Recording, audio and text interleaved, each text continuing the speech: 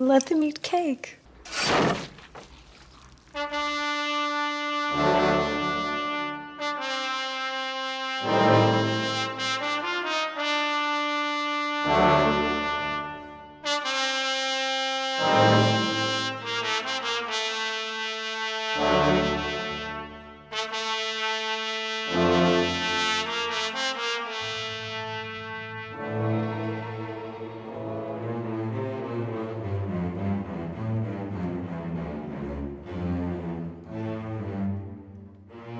France in the late 18th century teetered on the edge of collapse. While the common people starved, a dynasty clung to its divine right. But a revolution was coming, one that would bring an ancient regime crashing down. France's economy was shattered.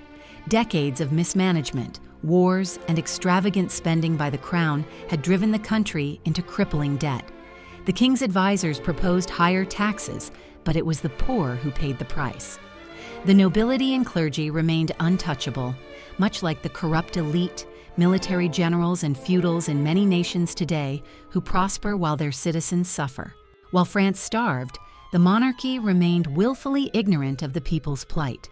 The Queen, Marie Antoinette, became the face of this indifference. When told that the peasants had no bread to eat, she is said to have responded coldly, "Let them eat cake." The Estates General, called in desperation by Louis XVI, sought to resolve the financial crisis. But instead, it exposed the fault lines dividing France. The Third Estate, representing the common people, demanded change, an end to the monarchy's control. This mirrors the demands of the marginalized in today's societies, where calls for justice echo from those oppressed by feudal-like systems.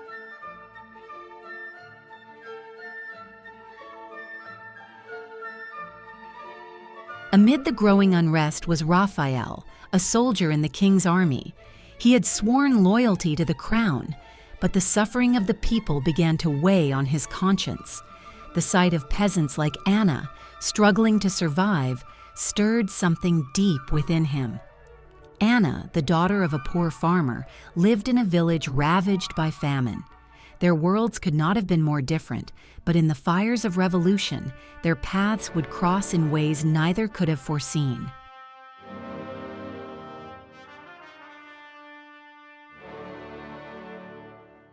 I see what the people go through every day, Anna. The pain, the hunger. It gnaws at me like a blade. But when I look at you, for a moment it all fades away. You're not like the others. I see it in your eyes. The soldiers, they serve the king without question. But you, there's a fire inside you. A fire that could burn down this world of cruelty. I've made my decision. I won't fight for the king anymore. I'll fight for the people, for you. We could build something new, Anna. A world where we're free. I never thought I could dream of such a world. But with you, it feels real. It feels possible.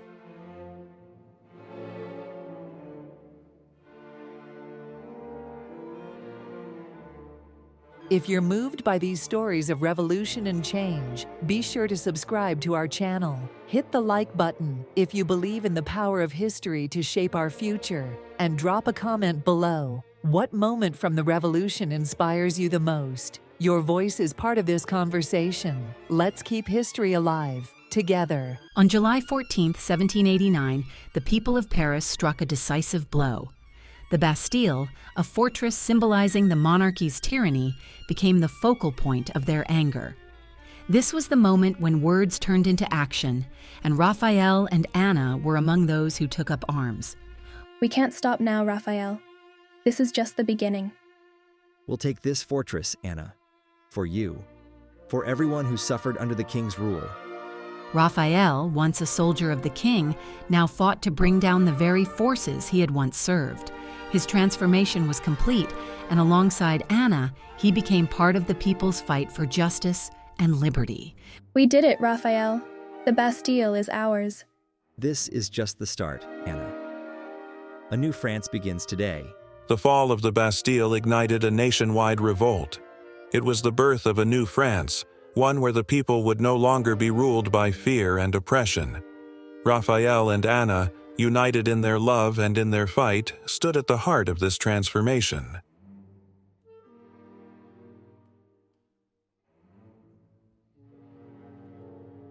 Raphael and Anna were betrayed. Caught by royal forces, they were branded traitors. Their love had carried them this far, but it would not save them from the revolution's guillotine. Together, they faced their end with quiet defiance, hand in hand. On a cold morning, the guillotine came down, claiming the lives of two lovers whose hopes for a new France died with them. By October, the people's anger reached its boiling point. Thousands of women, desperate for food, marched to Versailles. They stormed the palace, forcing the king and queen to return to Paris as prisoners of the revolution. But the fall of the monarchy was not just the work of the angry crowds. It was also orchestrated from within. Maximilien Robespierre, once a provincial lawyer, had become one of the revolution's most powerful voices. Known as the Incorruptible, Robespierre was a champion of the people's cause, relentlessly pushing for the monarchy's end. Robespierre believed that the monarchy could not coexist with liberty. He argued that Louis XVI must be held accountable for the suffering he had allowed, and with his passionate oratory, he rallied the people and the National Assembly against the king. It was Robespierre who pushed for the trial of Louis XVI, and when the time came, he stood as one of the king's most vocal accusers. In January 1793, Louis XVI was executed. The monarchy had fallen, and with it, the world of kings and empires had been challenged. Robespierre's vision of a republic had come to pass, but the revolution had only just begun. Marie Antoinette, once the Queen of France, found herself imprisoned. Her gilded life at Versailles was over. The same people who once adored her now saw her as a symbol of oppression. Marie Antoinette's life had always been one of excess and grandeur. She was the queen of fashion and indulgence, but the revolutionaries now saw her as the embodiment of everything wrong with the monarchy. Her foreign birth, her extravagant spending, and her perceived indifference to the suffering of the people made her an easy target. Let them eat cake. In October 1793, Marie Antoinette was tried for high treason by the Revolutionary Tribunal. Her fate had been sealed long before the trial began. The charges, which included conspiring with foreign powers and draining France's coffers, were enough to condemn her in the eyes of the revolution. On October 16, 1793, Marie Antoinette was led to the guillotine. Once the most powerful woman in France, she now faced the same fate as countless others during the Revolution. As she stood before the blade, she offered no final words of defiance. With her execution, the monarchy's final symbol of excess was destroyed. Out of the ashes of the revolution rose a new leader, Napoleon Bonaparte. A military genius, he seized power, bringing an end to the years of instability. France, weary of bloodshed, now turned to him as its new hope. The revolution had reshaped France, but at a cost few could have imagined. The monarchy had fallen, but so too had countless lives. The ideals of liberty, equality, and fraternity still burned bright, but the path to a truly free nation would be long and treacherous. In the end, the revolution was not the end of tyranny, but the beginning of a new chapter. The French Revolution may have ended, but its impact lives on, echoing through history and inspiring movements for justice and equality even today.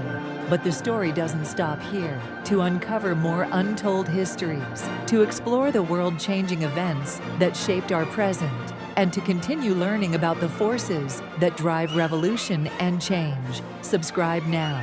Join us by sharing your comments on this journey through time, where past and present collide, and where history's lessons shape our future.